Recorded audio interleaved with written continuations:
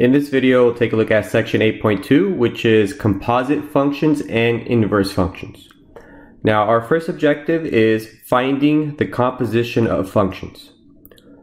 So the composition of f and g is defined as f composed with g of x, which is also equal to f of g of x.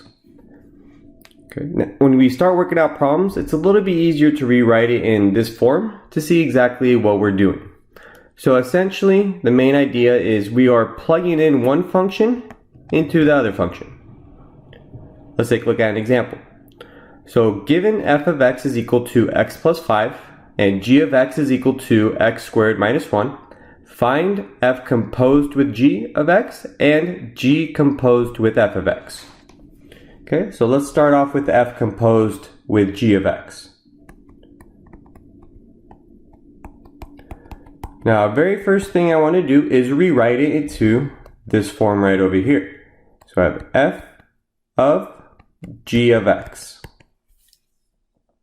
Okay. Now, I know what g of x is equal to. This was given to me. G of x is equal to x squared minus 1. So what I'm going to do is replace g of x with x squared minus 1. So now I have f of x squared minus 1. Let me put this in a different color. So we have f of x squared minus 1. So now when we were evaluating functions, let's say we had f of, say, 2. All we had to do was plug in this 2 in for every x that we see in our f function. Well, now we have this whole expression x squared minus 1. So we're going to plug in x squared minus 1 in for every x that we see in our f function. Okay, so f of x squared minus 1, this is equal to, okay, so now I'm changing my x and my f function into x squared minus 1. And then I have plus 5. So this x, I changed into x squared minus 1. I plugged in x squared minus 1 in for my x. And now let's go ahead and simplify. Well, now, since I don't have a number in front of my parentheses here, it's just a 1. And if I distribute out the 1, I just end up with the same thing. So I have x squared minus 1 and then plus 5. Well, now I have some like terms I can combine. The negative 1 and the positive 5. I can combine those with each other. I get x squared plus 4. And then we are all finished. So we plugged in our g function into our f function. So that was f composed with g of x. Now let's take a look at g composed with f of x. So very first thing I want to do is rewrite it, so it's a little easier to see what's going on. So I have g of f of x. Now, f of x, I know what this is equal to. This was given to me. This is equal to x plus 5. So I'm going to change f of x into x plus 5. So now I have g of x plus 5. And now this is telling me to plug in x plus 5 in for my x's in my g function. So let's go ahead and replace it. So I have now x plus 5 squared, and then minus 1. So my x squared over here, well, my x, I changed it, I plugged in x plus 5 in for my x. Okay. Well, now let's go ahead and simplify. X plus 5 raised to the second power, remember this is x plus 5 times x plus 5. So we actually have to multiply that out so we could simplify completely. Now, x plus 5 times x plus 5. Okay, first, I'm going to distribute out my x to both of those terms. So I have x squared plus 5x. Now I take my 5 and distribute out to each one of these. So 5 times x, I get 5x. 5 times 5, I get 25. And I still have that minus 1. Now let's go ahead and combine like terms. I get x squared plus 10x. And then the positive 25 and negative 1 gives me positive 24. So I have x squared plus 10x plus 24. Let's take a look at another problem. So this time we are given that f of x is equal to 4x plus 5 and g of x is equal to the cubed root of x. Find f composed with g of x and g composed with f of x. Okay. So let's go ahead and start with f composed with g of x. So this is equal to f of g of x. Now g of x, I know what this is equal to. It's given to me. So let's go ahead and replace it. So g of x, this is equal to the cubed root of x. And now I have to plug in the cubed root of x for every x I see in my f function. So now this is equal to 4 times, and now my x, I'm changing into the cubed root of x. And then I have plus 5. Now simplifying a little bit, this just gives me 4 cubed root of x plus 5. And this would be my final answer. I wouldn't be able to combine these with each other because these are not like terms. Now let's take a look at g composed with f of x.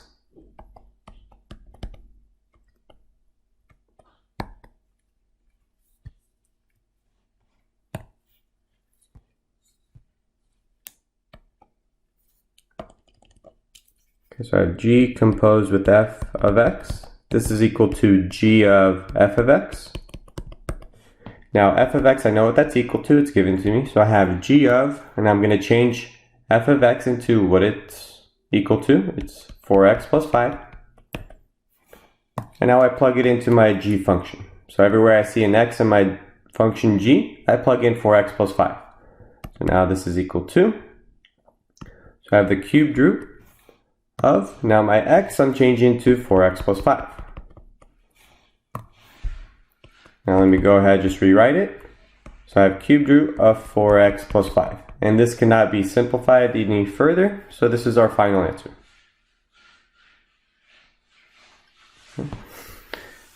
Okay, so this leads us to our next objective. This is finding the inverse of a relation. Remember, a relation is just a set of ordered pairs. So inverse relations, all you're going to do is interchange the coordinates of the ordered pairs. Let's take a look at an example. So consider the relation g equal to the set of these ordered pairs. We have 2, 5, negative 1, 4, and then negative 2, 1. The graph of the relation is shown. Find the inverse and draw its graph. Okay. So let's go ahead and find the inverse first, and then we could graph it. So the inverse of g, this is going to be equal to, so all we have to do here is interchange our coordinates. So instead of 2, 5, we have 5, 2. Instead of negative 1, 4, we have 4, negative 1. Instead of negative 2, 1, we have 1, negative 2. And now this is our inverse for g. So essentially what we're doing is just interchanging our x's and y's. So now let's plot these points so we could graph this relation. So let me go ahead and use a different color. So 5, 2 is this point right over here. 4, negative 1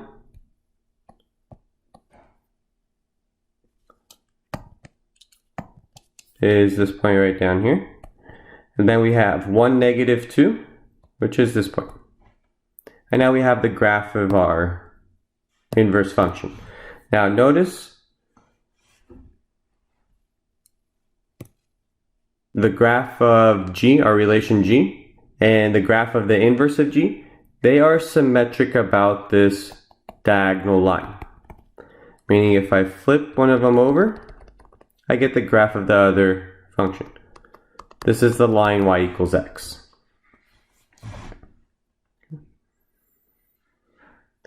This leads us to our next objective, which is one-to-one functions.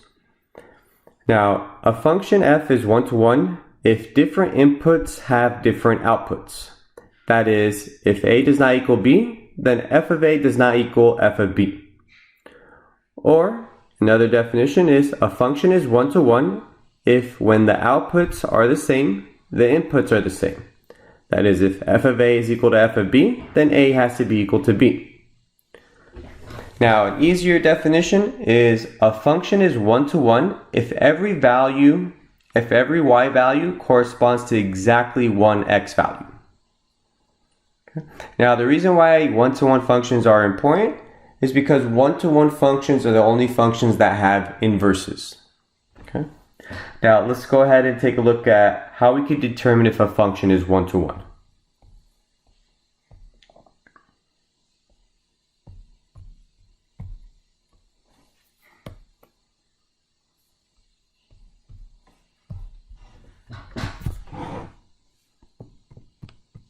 Sorry, I scrolled down too far. Computer is freezing a little bit. Okay, so we have something called the horizontal line test. Now, if a horizontal line can be drawn and intersect the graph more than once, it's not a one-to-one function. Okay, so let's take a look at this graph. Determine whether the function is one-to-one. Well, if I could draw a horizontal line and it intersects the graph more than one time, that means it's not a one-to-one function. So if I go ahead and draw a horizontal line, say right over here, notice it intersects the graph 2 times. So since it intersects the graph 2 times, this is not a one-to-one function.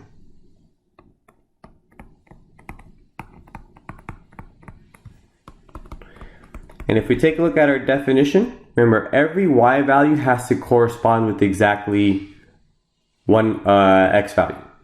Well, if we take a look at this y value right over here, that corresponds to 2 different x's. So that's why this is not a one-to-one function. And that's why the horizontal line test works. Let's take a look at another example. So determine whether the function is one-to-one. So if we go ahead and use the horizontal line test, notice it only intersects it 1 time. In fact, no matter where I draw a horizontal line, it only intersects it once. So what that means is that this is a one-to-one function. I can't draw a horizontal line where it intersects more than 1 time. Take a look at one more. So determine whether the function is one-to-one. So let's go ahead and draw a horizontal line. Notice, no matter where I draw my horizontal line, it only intersects 1 time. So this is a one-to-one function.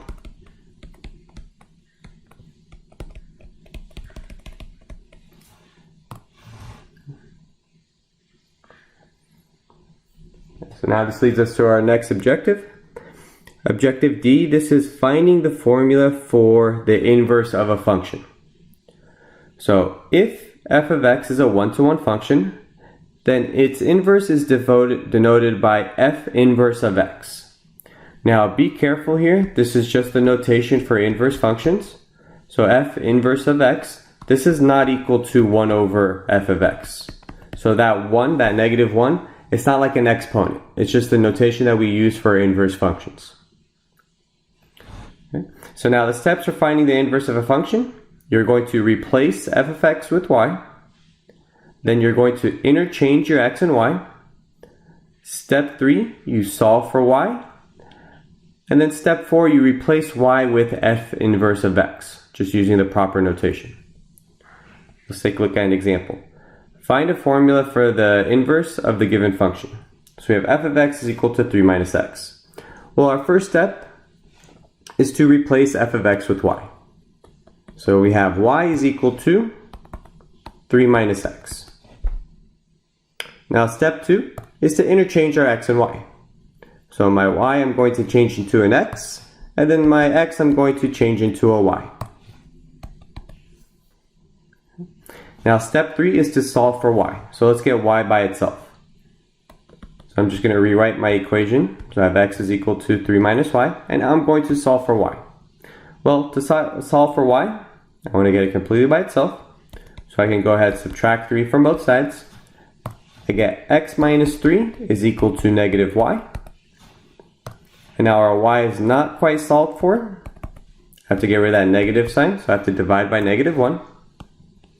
So this gives me y is equal to negative x plus 3. So I divide each one by negative 1. And now we just completed step 3. Step 4 is to change our y into the proper notation. So we have f inverse of x is equal to negative x plus 3. And now we found the inverse function. Let's take a look at another one. So we have f of x is equal to 3x minus 2. So following our steps, first we're going to change f of x into a y. So we have y is equal to 3x minus 2. Now we interchange our x's and y's. So my y I'm changing to an x. And now my x I'm going to change into a y. Now let's go ahead and solve for a y. First let me rewrite my equation. So I have x is equal to 3y minus 2. So that way we can see the different colors for each step performed. Now to solve for y, I'm going to add 2 to both sides. So I get x plus 2 is equal to 3y. And now next step to solve for y, let's go ahead and divide both sides by 3. So I get y is equal to, we can write it in this form. So we have y is equal to 1/3 x plus 2/3. Now if we change y into the proper notation, we have f inverse of x is equal to 1/3 x plus 2/3.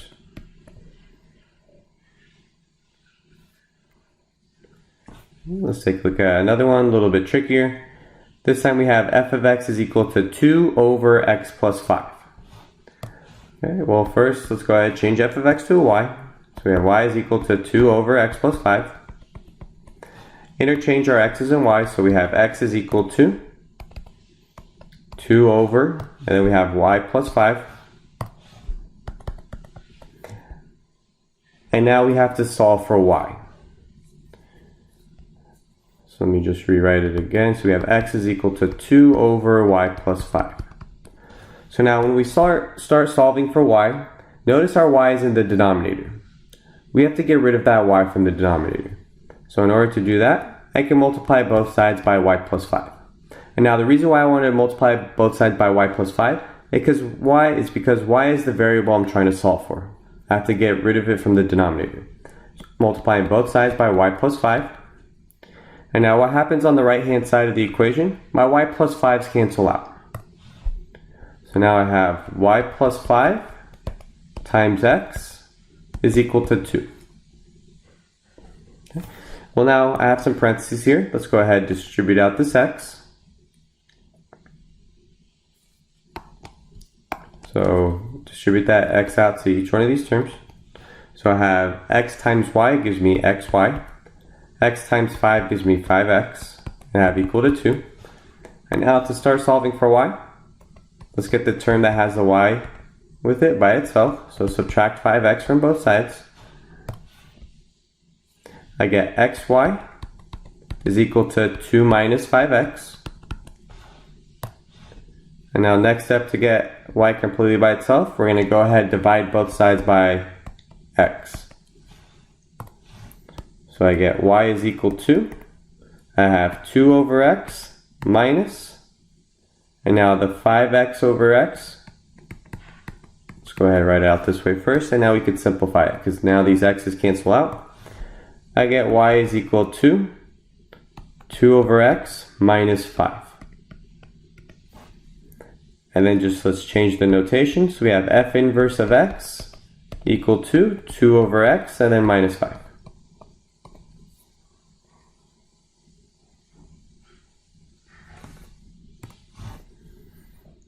Okay, let's take a look at another one. We're find the formula of the inverse of the given function. So we have f of x is equal to 2x plus 1 over 5x plus 3. Now this one's a little bit trickier than the previous problem. Let's go ahead and follow the steps. So we have the first two steps are always going to be the same. Let's change f of x to a y. So we have y is equal to 2x plus 1 over 5x plus 3. Now the next step always stays the same. Change your y's into x's. So I have x is equal to, and I'm going to change my x's into y. So I have 2 times y plus 1 over, and then I have 5 times y plus 3. Okay. So let me go ahead and just rewrite it. So I have x is equal to 2y plus 1 over 5y plus 3. Now the variable I want to solve for is y. Notice once again I have a y in the denominator of the fraction. So I'm going to go ahead and multiply by the denominator, so that way I can get rid of that y from the denominator. So I'm multiplying both sides here by 5y plus 3. Now on the right hand side, so this is like 5y plus 3 over 1. My 5y plus 3's cancel out with each other. So now I have 5y plus 3 times x is equal to 2y plus 1. Okay. Well, I have parentheses. Let's go ahead and distribute out this x. So I have 5xy plus 3x is equal to 2y plus 1. But now remember, keep in mind the variable that we're trying to solve for is y. But now I have y's on separate sides of the equation. So let's go ahead and move these terms around so they're on the same side. I'm going to subtract 2y from both sides. And then I'm also going to subtract 3x from both sides. So that way, everything that has a y, every term that has a y, I'm moving to the left-hand side. Anything that doesn't have a y, I'm moving to the right. So now this leaves me with 5xy minus 2y is equal to negative 3x plus 1. Now these two terms on the left-hand side, I can't actually combine those together because those are not like terms. They don't have exactly the same variable part. But notice they both have a y in it, which means I could go ahead and factor out a y. So if I factor out that y, I'm left with 5x minus 2 equal to negative 3x plus 1. And now to get y by itself, I have to go ahead and divide both sides by 5x minus 2.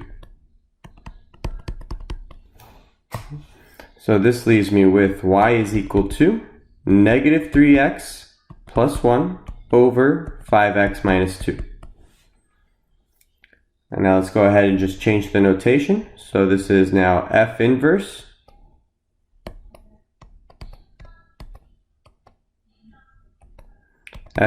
of x equal to negative 3x plus 1 over 5x minus 2.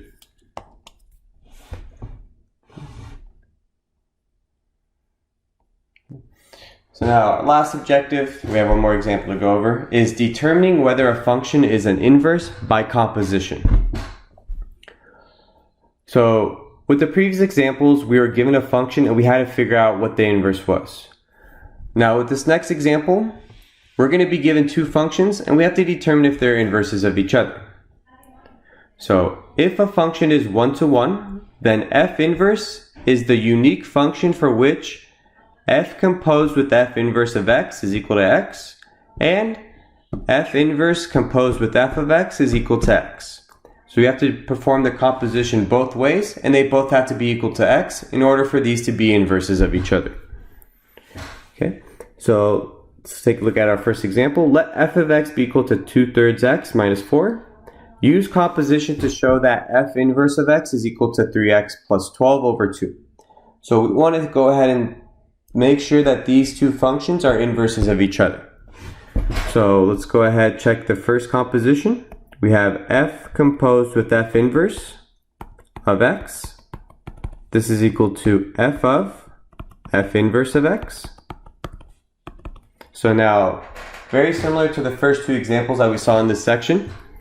Okay, f inverse of x, I'm given what that's equal to, so let's go ahead and replace it. So I have f of 3x plus 12 over 2.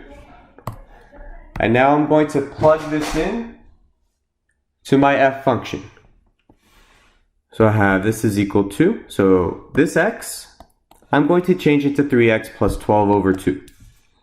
So I have 2/3 times, so my x, this is 3x plus 12 over 2, and I have minus 4. Well, now let's go ahead and simplify this. Since I'm multiplying two fractions, I can cross cancel these 2's out. And now I'm left with 3x plus 12 over 3, then minus 4, which could be simplified further. So the 3x plus 12 divided by 3, I'm going to divide each one of these by 3, which gives me x plus 4, and then I have minus 4. Now if I combine like terms, the positive 4 and negative 4 cancel out with each other, leaving me with just x.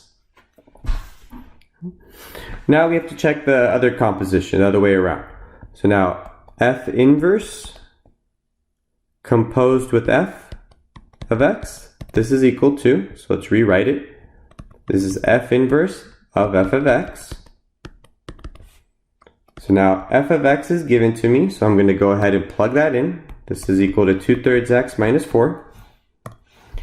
And now everywhere I see an x in my inverse function, so this x right over here, I'm going to plug in 2/3 x minus 4. So this is equal to, so I have 3 times, now my x I'm changing into 2/3 x minus 4. And then I have plus 12 over 2. Now let's go ahead and simplify. We're going to go ahead and distribute out the 3 to both of these terms. So 3 times 2/3 x, this gives me 2x. 3 times negative 4 gives me negative 12. Now I have plus 12 over 2. Simplifying further, the negative 12 and the positive 12 in the numerator cancel out with each other. So I have 2x over 2. And now my 2's cancel out, leaving me with just x. So now since we performed the composition both ways, and in both results we got x, that means that these two functions are indeed inverses of each other. So that was it for section 8.2. If you have any questions, do not hesitate, just email me.